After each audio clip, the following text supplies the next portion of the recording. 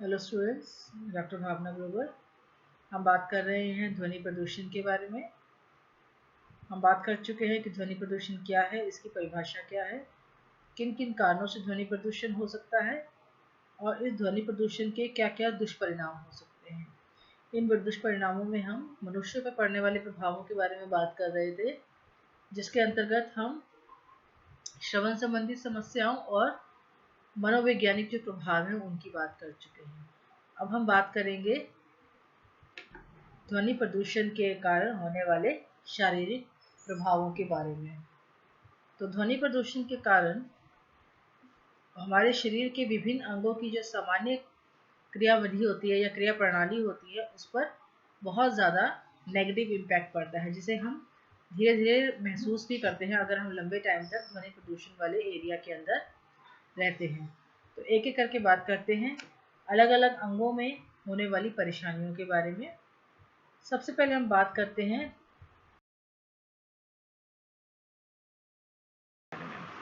तो डेफनेस रहती है। कानों में होने वाली सबसे पहली समस्या है बहरापन, जिसके बारे में हम पहले ही बात कर चुके हैं। लंबे समय तक ध्वनि प्रदूषण वाले एरिया में रहने के कारण कानों की जो सामान्य क्रियाविधि या कार्य प्रणाली होती है वो ऋणात्मक रूप से प्रभावित होती है, जिसके कारण बहरेपन की या ऊंचा सुनाई देने की परेशानी हो सकती है। दूसरी प्रॉब्लम आती है टिनिटस। सॉरी, टिनिटस का मतलब होता है कानों में एक झंझनाहट से सुनाई देना, जैसे घंटियां से बजने की आवाज़ या फिर भिनभिनाहट की जो आवाज़ होती है उसका आना। तो लगातार कानों में भिनभिनाहट की आवाज़ या घंटियां बजने जैसी आवाज़ सुनाई देती है, जिसको हम टिनिटस बोलते हैं। इसका मुख्य कारण या तो कोई हेड इंजरी हो सकती है अथवा लंबे समय तक तीव्र ध्वनि प्रदूषण वाले एरिया में रहने के कारण भी ये समस्या हो सकती है। और तीसरी प्रॉब्लम होती है इनकोऑर्डिनेशन की। हम जानते ही हैं कि हमारा कान जो है, हमारे कान जो होते हैं वो सिर्फ सुनने का ही काम नहीं करते, बल्कि हमारी बॉडी के बैलेंस से भी रिलेटेड है। तो जब कानों की क्रियाविधि प्रभावित होती है, यानी वो ठीक से काम नहीं कर पाते हैं, तो बॉडी का जो बैलेंस है, यानी बॉडी का जो बैलेंस मेंटेन करने की जो प्रोसेस है वो भी प्रभावित होता है, जिसके कारण कि हम अपना बैलेंस ठीक से नहीं बना पाते हैं और जो कोऑर्डिनेशन होता है हमारी बॉडी ऑर्गन्स का वो भी ठीक नहीं रहता है। तो जो इनकोऑर्डिनेशन की जो प्रॉब्लम है वो भी हमारे कानों की क्रियाविधि से ही जुड़ी हुई है और उसका भी एक कारण तीव्र ध्वनि प्रदूषण हो सकता है। फिर आता है हार्ट।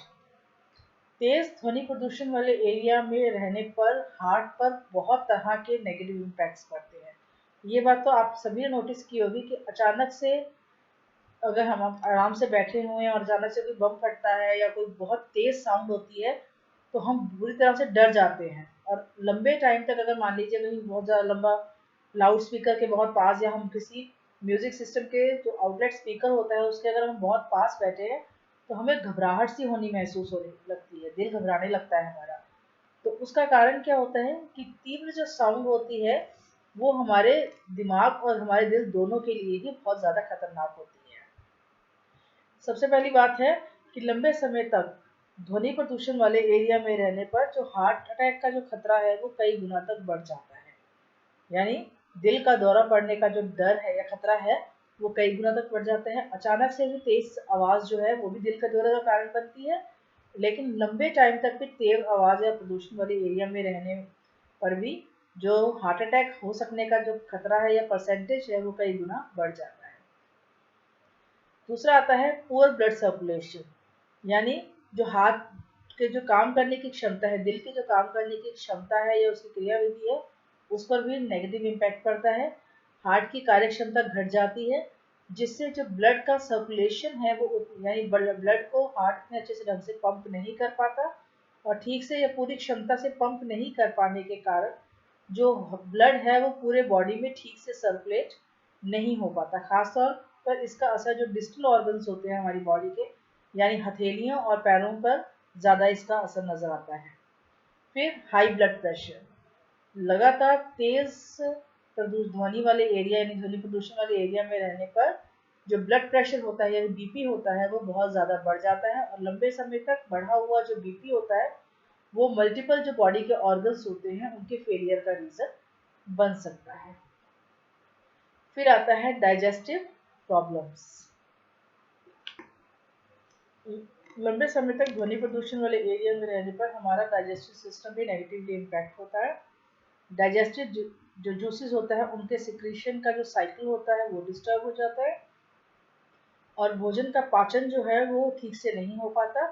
एसिडिटी की मात्रा काफ़ी ज़्यादा बढ़ जाती है, यानी एसिड जो है वो बहुत ज़्यादा मात्रा में रिलीज होने लगते हैं। एसिड रिफ्लेक्स की मात्रा भी जो है वो काफ़ी ज़्यादा बढ़ जाती है। नेक्स्ट आता है ब्रेन पर इफेक्ट।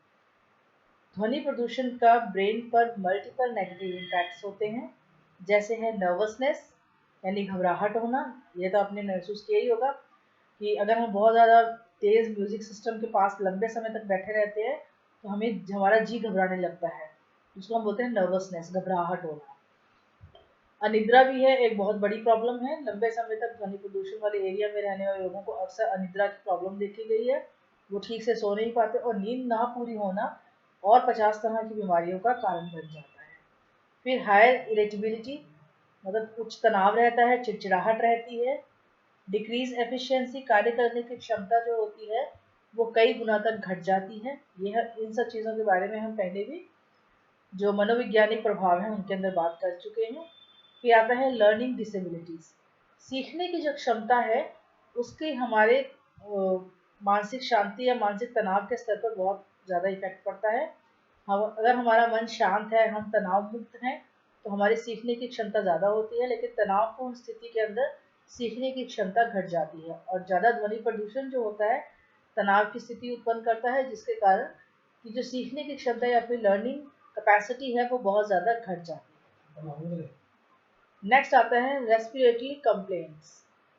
सांस लेने की क्षमता के ऊपर भी इसका नेगेटिव इम्पैक्ट पड़ता है। इसका डायरेक्ट जो इफेक्ट है या फिर जो डायरेक्ट रिलेशनशिप है वो हार्मोनल लेवल से भी है। तो सांस लेने की क्षमता पर भी नेगेटिव इम्पैक्ट पड़ता है अगर हम ज़्यादा देर तक लंबे समय तक ध्वनि प्रदूषण वाले एरिया के अंदर रहते हैं। फिर नेक्स्ट आता है हार्मोनल प्रॉब्लम्स।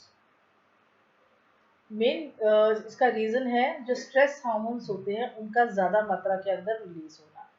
तेज़ ध्वनि प्रदूषण वाले एरिया के अंदर रहने पर जो स्ट्रेस हार्मोन्स होते हैं जैसे कि कॉर्टिसोल, एड्रेनलिन और नॉर एड्रेनलिन जो है इनका ज़्यादा मात्रा के अंदर रिलीज होते हैं। और ये स्ट्रेस हार्मोन्स जो हैं हमारे मल्टीपल ऑर्गन्स को इफेक्ट करते हैं। ब्लड प्रेशर से रिलेटेड है ये हमारे हार्ट से डायरेक्ट रिलेट करते हैं, हमारे डाइजेस्टिव सिस्टम को इफेक्ट करते हैं, हमारे रेस्पिरेटरी सिस्टम को इफेक्ट करते हैं और हमारे ब्रेन को इफेक्ट करते हैं। तो जो हार्मोनल प्रॉब्लम्स हैं वो हमारे मल्टीपल बॉडी ऑर्गन्स जो हैं उनको नेगेटिवली इम्पैक्ट करते हैं, जिसके कारण कई तरह की शारीरिक परेशानियां जो है वो पैदा हो सकती हैं। इसके अलावा इम्यून सिस्टम पर भी काफ़ी नेगेटिव इम्पैक्ट पड़ता है इसका। जो प्रतिरोधक क्षमता है वो हमारी बहुत ज़्यादा घट जाती है लगातार उच्च ध्वनि प्रदूषण वाले क्षेत्र में रहने पर। तो इस प्रकार हमने देखा कि ध्वनि प्रदूषण के बहुत सारे ऋणात्मक प्रभाव हो सकते हैं जो कि शरीर के अलग अलग अंगों पर प्रभाव करते हैं। जैसे हमारे जो कर्ण है यानी कान है उनके सुनने की क्षमता पर प्रभाव रहता है। जो हमारा हार्ट है उसकी कार्यक्षमता घटती भी है और हार्ट स्ट्रोक का जो रेट है या उसकी जो दर है वो भी काफ़ी गुना बढ़ जाती है। डाइजेस्टिव प्रॉब्लम्स भी हो सकती हैं, यानी पाचन तंत्र भी है वो प्रभावित होता है। एसिड रिफ्लेक्स की मात्रा बढ़ जाती है, पाचन क्षमता घट जाती है, एसिडिटी के कारण चांसेस बढ़ जाते हैं, एंजाइटी बढ़ती है, स्लीप डिसऑर्डर्स हो सकते हैं, काम करने की क्षमता घटती है, लर्निंग कैपेसिटी जो है वो भी घटती है। और स्ट्रेस हार्मोन्स के बहुत ज़्यादा मात्रा में रिलीज होने के कारण, क्योंकि हार्मोन्स जो होते हैं वो मल्टीपल ऑर्गन्स को इफेक्ट करते हैं, तो ओवरऑल बॉडी जो है वो एक स्ट्रेस की कंडीशन में रहती है, जो कि लंबे समय तक ऐसा रहने पर बॉडी को बहुत ज़्यादा नेगेटिव इम्पैक्ट पड़ता है।